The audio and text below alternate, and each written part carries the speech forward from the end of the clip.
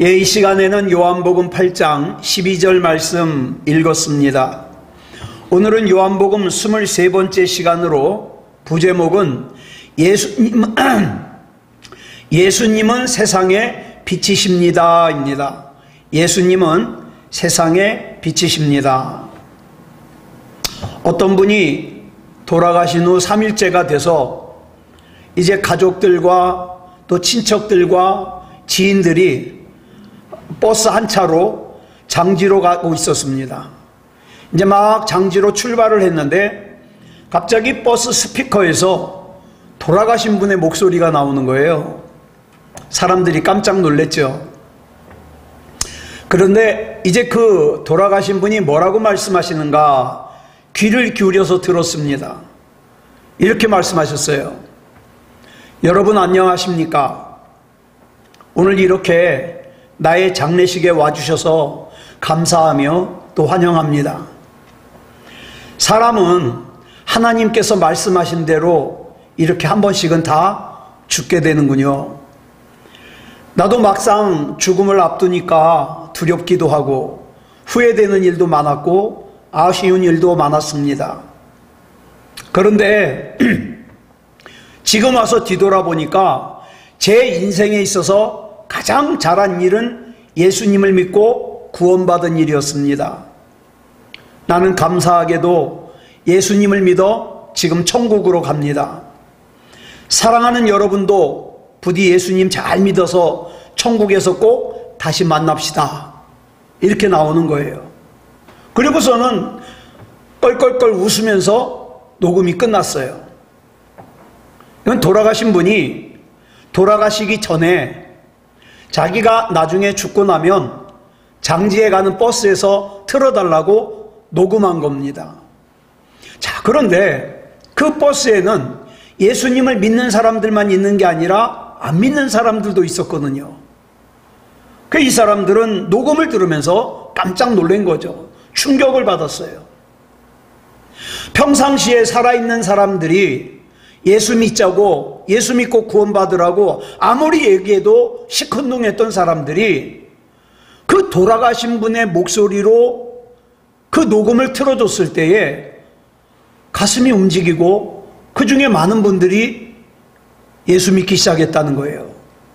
왜 이런 일이 일어났을까요? 자, 똑같은 말인데 똑같은 행동인데 상황에 따라서 어떻게 해요? 설득력이 달라요. 호소력이 달라요. 장지로 가는 버스 안에서 죽은 사람의 목소리를 통해서 듣는 그 말의 의미와 살아서 내 옆에 있는 사람이 하는 말의 의미는 같은 말인데 다르죠. 자, 왜 이 말씀을 드리냐? 오늘 우리가 지금 살펴보고 있는 요한복음 7장과 8장의 배경은 초막절입니다. 이 초막절은요, 유월절, 오순절과 함께 이스라엘의 3대 명절이에요. 자, 그런데 이 초막절이 어떤 날이냐? 출애굽한 이스라엘 백성이 40년 동안 광야에서 초막을 짓고 생활한 것을 기념하기 위해서 만든 절기예요. 이 초막절이 되면 이제 계절로는 가을쯤 되거든요. 일주일 동안 저 광야로 가가지고 초막을 짓고 일주일 동안 살아요. 그러면서 어떻게 해요? 그 하나님의 보호하심과 인도하심을 다시 한번 기억하면서 감사하는 거죠. 자, 그런데 이 초막절 행사를 할 때 두 가지 큰 행사를 같이 합니다. 뭐냐? 그 중에 첫 번째는 물 깃는 행사예요. 초막절이 되면 각지 각처에서 예루살렘으로 모인 사람들이 실로암 못으로 가서 물을 한 그릇 퍼요.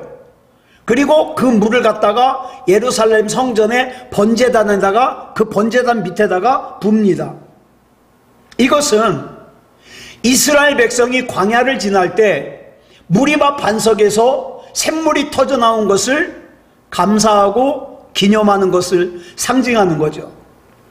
자, 예수님께서는 이 초막절을 맞아 수많은 사람들이 줄을 서서 실로암에 가서 물을 떠가지고 번제단 밑에다가 붓는 걸 보면서 요한복음 7장 37절부터 38절에서 이렇게 말씀하셨습니다.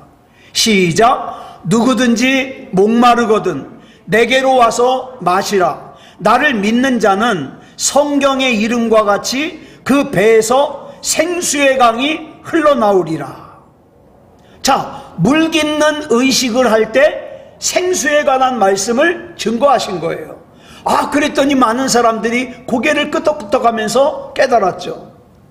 자, 두 번째 의식은 뭐냐? 불놀이 행사예요. 우리도 정월 대보름이면 쥐불놀이 하잖아요. 자, 이 초막절이 되면 성전 뜰에 커다란 불을 매달아 놓고 그 다음에 제사장과 바리새인과 사두개인 이런 종교 지도자들이 춤을 춥니다. 가운데서. 그러면 일반 백성들은 삥 둘러서서 구경하는 거죠. 자, 이건 뭘 상징하냐? 이스라엘 백성이 광야를 지나는 동안에 하나님께서 낮에는 구름 기둥, 밤에는 불 기둥으로 인도하신 것을 상징하는 의식이죠. 그런데 이 불놀이 행사가 진행되고 있을 때 예수님께서 요한복음 8장 12절 오늘 본문 말씀에서 이렇게 말씀하십니다. 시작. 나는 세상의 빛이니 나를 따르는 자는 어둠에 다니지 아니하고 생명의 빛을 얻으리라. 즉 불놀이하는 현장에서 예수님께서 빛에 관한 말씀을 증거하신 거예요. 예전에 제가 어떤 기도원을 갔더니 그 기도원 그 물 마시는 식수대에 성경 구절이 써 있어요. 어떤 성경 구절이 써 있었냐? 요한복음 4장 13절부터 14절까지 써 있었어요. 같이 읽어볼까요? 시작. 이 물을 마시는 자마다 다시 목마르려니와 내가 주는 물을 마시는 자는 영원히 목마르지 아니하리니 내가 주는 물은 그 속에서 영생하도록 솟아나는 샘물이 되리라. 잘 알고 있는 말씀인데 물 마시는 식수대에 이게 써 있으니까 의미가 더 크게 와닿는 거예요. 여러분 잠언 25장 11절을 보면은 경우에 합당한 말이 나오죠. 그 상황과 그 다음에 꼭 필요한 그런 경우에 합당한 말은 뭐 같다 그랬어요?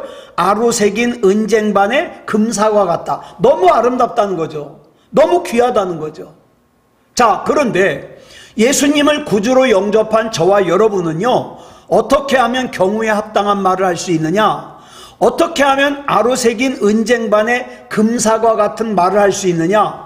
마가복음 13장 11절에서 예수님께서 이렇게 말씀하셔요. 시작. 사람들이 너희를 끌어다가 넘겨줄 때에 무슨 말을 할까 미리 염려하지 말고 무엇이든지 그때에 너희에게 주시는 그 말을 하라.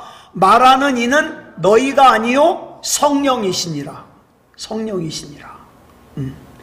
그 시기 적절하게 꼭 필요한 말을 할 수 있도록 성령께서 인도해 주신다는 거예요. 예. 제가 이제 잠언을 쓰는 걸 끝냈는데 잠언에 이런 말씀 나와요. 말 좀 하지 말라고. 말 좀 하지 말라고. 불필요한 말 하지 않다가 꼭 필요한 말을 해야 그 말이 영향력이 있다는 거예요. 자, 시기 적절하게 맞는 말을 할 수 있도록 성령께서 인도해 주신다는 거예요. 그러니까 평소에는 말 많이 하지 않다가 어떻게 해요? 성령께서 인도해 주시는 말을 할 때에 그 말을 듣는 사람에게도 좋은 영향력이 끼쳐지고 또 그 사람도 높임 받는 거죠. 자, 요한복음에는요 특징이 있어요. 요한은 뭐든지 7이라는 숫자에 맞추려고 그래요. 그래서 여러분 우리 요한계시록 하잖아요. 이제 거의 끝나가는데 요한계시록에 뭐예요? 재앙도 7, 금대접도 7, 그죠? 7이라는 숫자를 굉장히 좋아해요. 자, 요한복음도 마찬가지예요. 요한복음에 보면은 나는 뭐뭐다 이게 7가지가 나와요. 자, 요한복음 6장 35절에 보니까 나는 뭐다? 나는 생명의 떡이다. 요한복음 8장 12절에 보니까 나는 뭐다? 나는 세상의 빛이다. 요한복음 10장 7절에 보니까 나는 뭐다? 나는 양의 문이다. 요한복음 10장 11절을 보니까 나는 뭐다? 나는 선한 목자다. 또 요한복음 11장 25절을 보니까 나는 뭐다? 나는 부활이요 생명이다. 요한복음 14장 6절을 보니까 나는 뭐다? 나는 곧 길이요 진리요 생명이다. 요한복음 15장 1절을 보니까 나는 뭐다? 나는 참 포도나무다. 이렇게 7가지를 말씀하셔요. 그 중에 오늘 요한복음 8장 12절에서는 예수님께서 나는 빛이다. 나는 세상의 빛이다. 이걸 말씀하고 있는 거예요. 그렇기 때문에 여러분, 우리는, 저와 여러분은 예수님이 아니면 아무리 공부를 잘했어도, 아무리 세상에서 뛰어나도 어떻게 해요? 어리석음과 어두움에 빠져서 살 수밖에 없어요. 지금은 아프리카 사람들이요, 세계에서 가장 많이 굶어 죽어요. 그런데 20, 30년 전만 하더라도 아프리카보다 어디가 많이 죽었냐? 인도가 더 많이 죽었어요. 자, 그런데 여러분 캘커타라고 잘 아시는데 이 이름이요 1995년에 바뀌었어요. 콜카타로. 자, 이 콜카타로 바꿨는데 우리는 캘커타로 더 알고 있죠. 자, 이 인도의 캘커타라는 곳은요 인구의 절반이 거지래요. 대도시인데 거지예요. 그런데 이상한 것이 이 캘커타에 가보면은 사람보다, 자동차보다 뭐가 더 많으냐? 소가 더 많아요. 어떤 사람은 사람보다 소가 더 많다 그래요. 자, 근데 그 도시에서 굶어 죽는 사람들이 너무 많아요. 아니, 걸어 다니는 소 잡아먹으면 되잖아요. 그 많은 소를 잡아먹으면 굶어 죽지 않아도 될 텐데, 하나님께서 먹으라고 주신 음식을 종교적인 어둠이 눈을 가려버리니까, 똑바로 보지 못하게 하니까 음식을 앞에 두고도 굶어 죽더라. 그런데 이런 영적인 어둠은 멀리 갈 필요도 없어요. 우리나라에서도 있었잖아요. 우리나라의 최초의 인공위성이 우리별 1호인데 그 우리별 1호를 1998년 8월 11일, 그때는 우리나라에서 발사할 기술이 없어가지고 저 프랑스령에 속해 있는 기아나라는 곳에서 발사를 했어요. 그런데 그 신문에 대문짝만하게 웃기는 사진이 나왔거든요. 뭐냐 하면 그 발사대를 배경으로 해서 그 우리별 1호를 만든 과학자들이 고사를 지내는 거예요. 돼지머리 앞에다 두고. 예. 근데 나중에 그 기사를 보니까 더 기가 막힌 것이, 자, 그 기아나라는 곳에는 돼지가 있을까요, 없을까요? 거기도 있어요. 근데 딴 데 돼지로 하면 부정탄다고 우리나라에서 가져갔어요. 그것도 돼지 머리를 냉동시켜서 가져가면 부정탄다고 돼지를 잡자마자 잘라가지고 비행기 타고 간 거예요. 그래가지고 그 똑똑하다는 과학자들이 그 돼지 머리에다가 절하는 걸 보고 그 외국 기자들이 너무 웃긴다고 그거 다 사진 다 찍어갔어요. 얼마나 망신스러웠습니까? 왜 이런 어리석은 일을 최고의 과학자들이 했을까요? 빛이 없어서 그래요. 빛이 없어서. 우리 주변에 보면 영적으로 어두워져서 빛이신 예수님과 같이 있지 않아서 자기가 하나님을 떠나 있으면서도 그걸 문제로 인식하지 못하는 사람들이 많아요. 네. 예수님과, 빛이신 예수님과 떨어져 있어서 자기가 지금 예배를 안 드리면 안 된다는 걸 몰라요. 네. 마음에 온통 미움과 원망과 또 부정적인 생각을 가지고 사는 사람들이 있어요.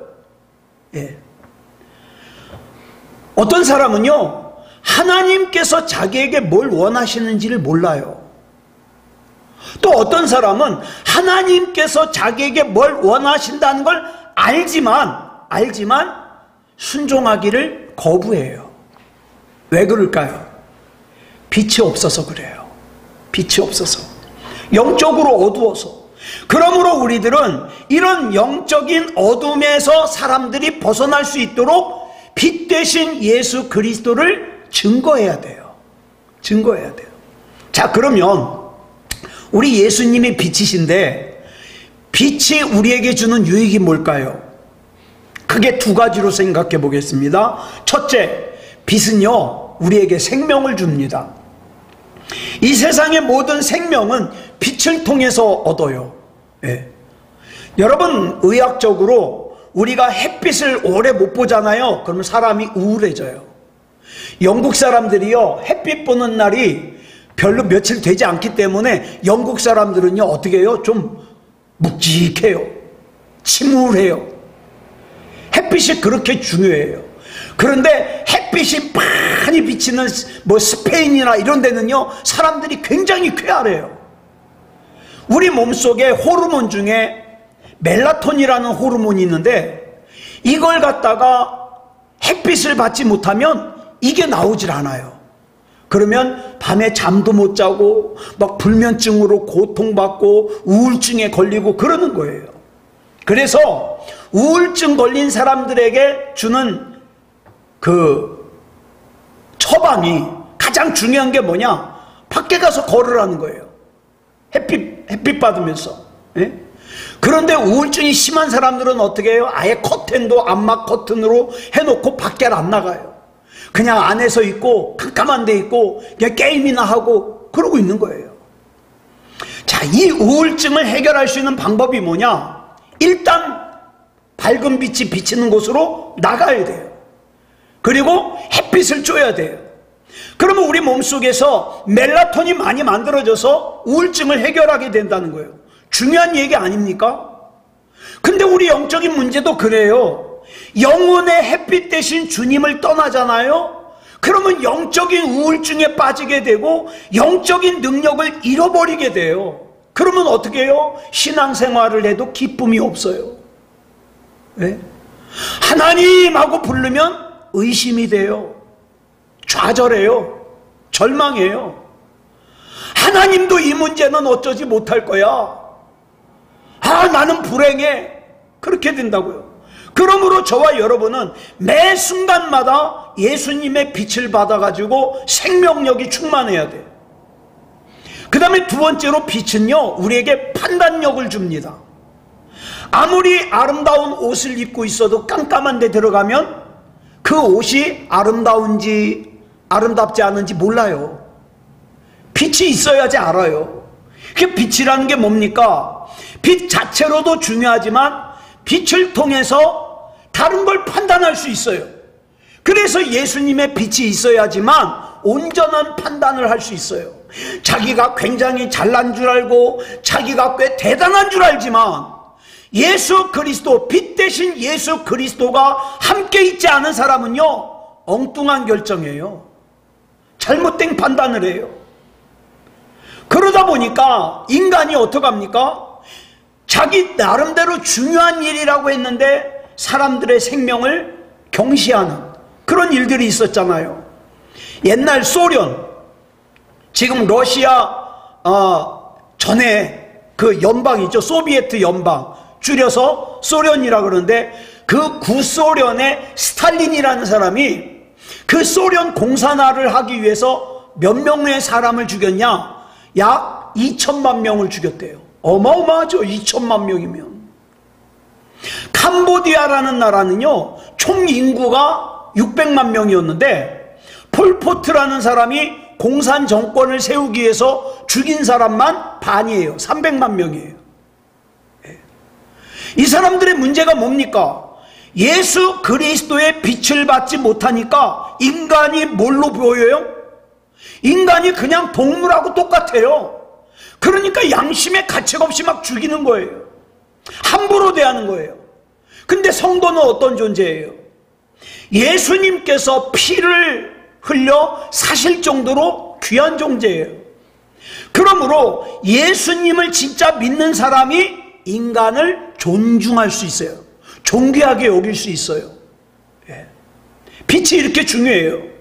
일찍이 여러분 지금은 많이 타락했지만 복음이 우리나라보다 먼저 들어갔던 영국이나 미국이나 유럽의 나라들을 보면 그래도 이 사람들이요, 기본적인 도덕이 대단해요. 영국이라는 나라가 언제부터 신사의 나라가 되냐? 원래는요, 영국이요, 야만족이에요. 앵글로 섹슨족이라고 하는 야만족이었는데, 이 앵글로 섹슨족이 기독교를 받아들이고 예수님을 구주로 영접하고 나니까 뭐가 됐어요? 신사의 나라가 된 거예요. 신사의 나라가. 왜? 빛이 비치니까 판단이 되거든요. 여러분, 우리나라에서 많은 애기들이 나온대요. 그 부모가 버린 아이들. 그런데 또 입양들도 많이 하는데, 우리나라 사람들은 입양을 할 때 어떤 아이들 입양하느냐? 첫째, 예쁜 애. 그 다음에 키 큰 애, 남자애, 이렇게 입양을 한대요. 그런데 버려진 아이들 중에 많은 아이들이 어떤 아이들이에요? 장애아예요. 정신지체가 있거나 몸에 지체가 있는. 그러면 이 아이들은 어디서 입양을 많이 해가느냐? 주로 기독교 문화권의 나라에서 입양을 해가는 거예요. 왜? 만약에 인간을 동물과 똑같이 본다면 그렇게 정신지체가 있거나 또는 몸에 장애가 있으면 가치가 없잖아요. 쓸모가 없잖아요. 그렇기 때문에 입양을 안 할 거예요. 그런데 일찍이 복음을 받아들이고 예수님을 구주로 영접하고 빛으로 비춰서 보니까, 정신지체가 있는 아이도, 몸에 장애가 있는 아이도 어떤 아이다? 하나님의 형상대로 지음받은 존귀한 아이다. 그러니까 입양을 해가는 거죠. 자, 그렇다면 저와 여러분도 마찬가지예요. 온전한 판단을 내리고 참된 지혜가 있으려면 어때요? 예수님의 빛을 먼저 받아야 돼요. 저와 여러분 안에 이미 예수님 계시잖아요. 그러면 예수님, 빛 대신 예수님께서 나에게 비춰주시는 거에 대해서 거부하지 말아야 돼요. 거부하지 말아야 돼요. 예수님의 빛 가운데서 판단하면 뭐가 진짜 성공인지 구분이 됩니다. 예수님의 빛 가운데서 판단하면 어떤 부자가 진짜 부자인지 판단이 돼요.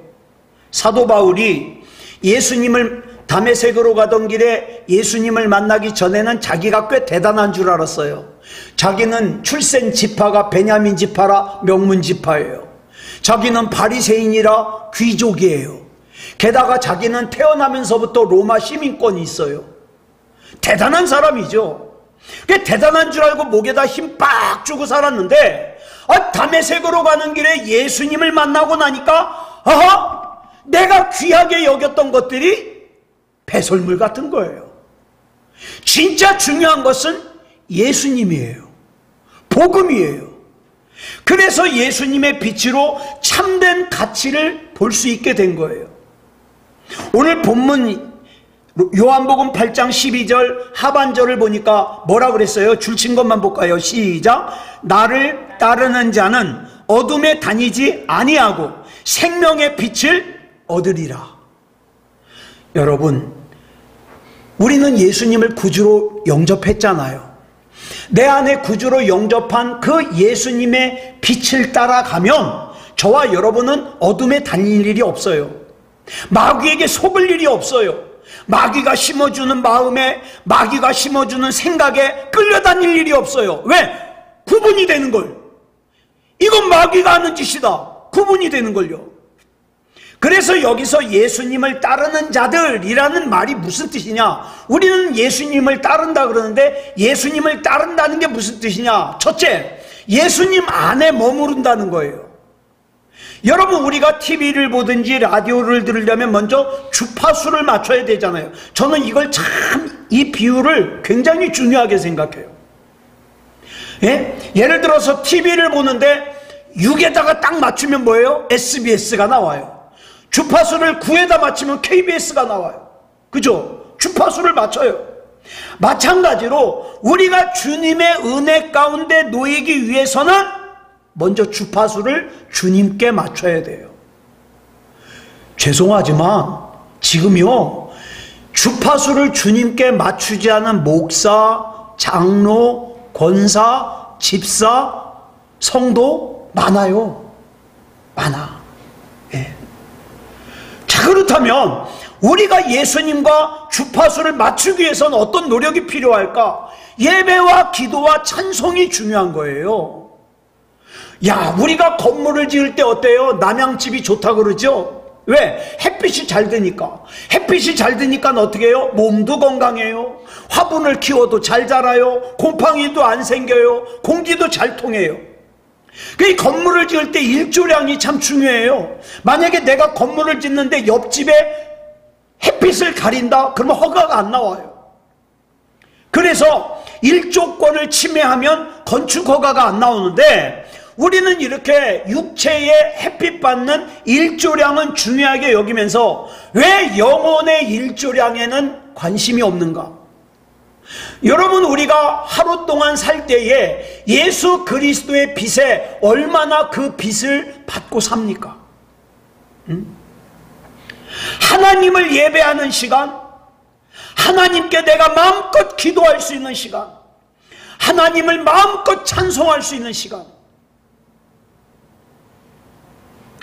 건물을 지을 때 일조권을 생각하면서 건물을 짓듯이 우리도 영적으로 예수 그리스도의 빛을 받는 일조량을 생각하면서 살자 이겁니다.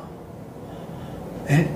나는 오늘 우리 주님으로부터 어떤 말씀을 받았는가? 어떤 찬양을 했을까? 어떤 기도를 했을까? 중요하죠. 그 다음에 예수님을 따른다는 말의 두 번째 의미는 예수님께서 우리의 인도자가 되어주신다는 의미죠. 시편 119편 105절을 보니까 뭐라 그랬습니까? 시작. 주의 말씀은 내 발의 등이요 내 길의 빛이니이다. 여기서 하나님의 말씀이 우리의 빛이라고 하는 것은 하나님의 말씀이 우리를 인도한다는 거예요. 하나님의 말씀의 인도함을 받으면요 사기 안 당해요. 예? 속지 않아요. 밤에 비행기가 공항에 착륙할 때 공항의 활주로에 뭐예요? 빛이 쫙 들어와요. 그 빛 따라서 오라는 거 아니에요. 예? 그 빛이 뭡니까? 우리를 인도하는 거죠. 여러분, 미국이 자랑하는 16번째 대통령이 에이브라함 링컨 대통령인데, 이 에이브라함 링컨 대통령은 6살 되기 전에 어머니가 돌아가셨어요. 그 6살이 뭘 알겠어요? 그런데 어머니가 돌아가시기 전에 마지막으로 이 에이브라함 링컨에게 유언을 하는데, 자기가 보던 성경책을 그 6살 아기에게 주면서 이렇게 얘기했어요. 엄마 생각이 나거든 이 성경책을 읽어라. 이 성경이 엄마의 음성이라고 생각하고 이 성경 말씀에 순종해라. 나중에 어떤 일이 일어났어요? 어머니는 돌아가셨지만 그 성경 말씀을 어머니의 음성같이 여겼던 에이브라함 링컨은 시대를 움직이는 역사의 주인공이 된 거예요. 그 엄청난 남북전쟁을 하면서요, 다른 사람들은 안 된다, 못한다, 이건 할 수 없다 그래도 이 링컨 대통령은 꼬박꼬박 하나님 앞에 기도하는 시간을 지킨 다음에 하나님이 내 편이시니까 나 두려워할 거 없다, 그러고 싸우는 거예요. 왜요? 어려서부터 가까이 한 말씀을 통하여 하나님께서 인도자가 되어주셨기 때문에. 그러니까 진짜 지혜로운 사람은 어떤 사람이냐? 하나님을 기쁘시게 하는 사람이에요. 하나님의 뜻이 뭔지를 깨닫고 하나님의 뜻에 순종하는 사람이에요. 이게 진짜 지혜로운 사람이에요. 이런 사람은요, 견고한 반석 위에 세운 집 같다 그랬어요. 그 다음에 예수님을 따른다는 말의 세 번째 의미는 예수님께서 우리에게 가치를 더해준다는 의미예요. 아무리 아름다운 색깔의 옷을 입어도 빛이 없으면 몰라요. 그래서 물건을 파는 상점에 가면요, 조명을 잘 해놔요. 왜? 좀 더 좋게 보이려고. 여러분, 저와 여러분에게는 하나님께서 주신 지혜와 능력이 있습니다. 그걸 한마디로 뭐라 그래요? 달란트라 그래요. 근데 이 달란트가요, 그냥 놔두면 쓸모가 없어요. 그냥 놔두면. 이 달란트에 주님의 빛이 비춰야지만 하나님 앞에서 귀하게 쓰임받는 거예요. 예를 들어서 양치던 목동 다윗이요. 이 다윗은 뭘 잘했어요? 물맷돌을 잘 던졌어요. 달란트죠. 그런데 이 물맷돌을 잘 던지는 능력에 하나님의 빛이 비치니까 골리앗을 때려잡았어요. 그리고 그 일로 말미암아 이스라엘의 왕이 됐어요. 권능의 물맷돌이 된 거죠. 자, 어린 소년이 물고기 2토막과 보리떡 5덩어리를 가지고 있었어요. 이거 자기 혼자 먹기에도 모자라요, 도시락이. 그런데 이 도시락을 야고보 사도에게 주고 야고보가 예수님께 드려가지고 그 다음에 그 도시락에 예수님께서 축사하시고 예수님의 빛이 비치니까 거기 모인 사람들 중에 남자만 장정이 5,000명인데 여자와 아이들까지 하면 좋게 10,000명이 넘겠죠. 그 많은 사람들이 배부르게 먹고도 12바구니가 남았다는 거예요. 저는요, 예수 믿으면 부자 되면 안 된다, 절대 저는 그렇게 생각 안 해요. 저와 여러분 부자로 살아야 돼요. 근데 성경에 보니까 부자가 2종류가 있어요. 어떤 부자가 있냐? 5,000명이 먹을 것 자기 혼자 싸놓고 자기 혼자 먹다가 썩어서 버리는 사람. 또 어떤 부자가 있냐? 자기 혼자서 5,000명이 먹을 수 있는 걸 갖다가 벌어가지고 5,000명 먹여 살리는 사람. 어떤 게 진짜 부자일까요? 네. 저는요, 우리 예수 믿는 사람들도 또 우리 교회도 나누어주는 교회가 됐으면 좋겠어요. 나누어주는 사람. 이게 바로 성경이 말하는 뭐예요? 복의 근원이에요. 복의 통로예요. 하나님께서 저와 여러분에게 빛을 비춰주시면 난 능력 없어요. 여러분 그렇잖아요. 나는 능력 없어요. 나는 힘도 없어요. 나는 가진 것도 없어요. 그러나 나에게 있는 작은 어린아이 도시락 같은 것이 있지만 내가 그거 주님 앞에 딱 올려놓았을 때에 예수님의 빛이 비치면 그것이 남자 장정만 5,000명을 먹이고도 12바구니가 남아요. 근데 나 혼자 먹고 살려고 그 쟁여놓고 쌓아놓고 썩어서 버리고 그러면 그건 아무것도 아닌 거죠. 자, 그러면 이렇게 쓰고 빌려주고 나누어주는 걸 뭐라 그러냐? 이걸 선교라 그래요. 자, 오늘 우리가 기도할 때 이걸 기도해야 돼요. 주님, 내게 빛을 비춰주시옵소서. 주님의 빛이 내게 비추어지면 옳고 그름을 판단할 수 있고, 주님의 빛이 내게 비추어지면 내 작은 것이 수많은 사람들을 살리고도 남을 수 있는 오병이어가 될 줄 믿습니다. 여러분, 그러려면, 그러면서 기도하는 거예요. 그러려면 이 문제 해결돼야 됩니다. 주님, 그렇게 기도하는 거예요. 사랑하는 여러분, 오늘 이 밤에 기도할 때에 예수 그리스도의 빛을, 빛 대신 예수 그리스도의 그 생명의 빛을 사모하면서, 주님, 나의 주님이시잖아요. 내 안에 임재하고 계시잖아요. 주님의 빛을 비춰주시옵소서.